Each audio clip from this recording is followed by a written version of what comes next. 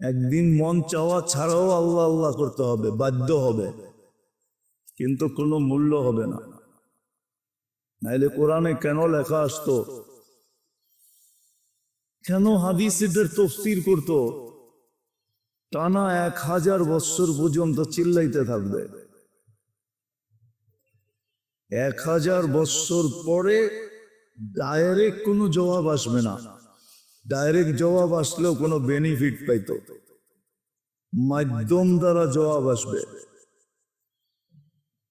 আল্লাহ ফেরেশতাকে বলবে তোমরা বলো, আমি বলতে গেলে বেনিফিট দিতে হবে, লাভ দিতে হবে।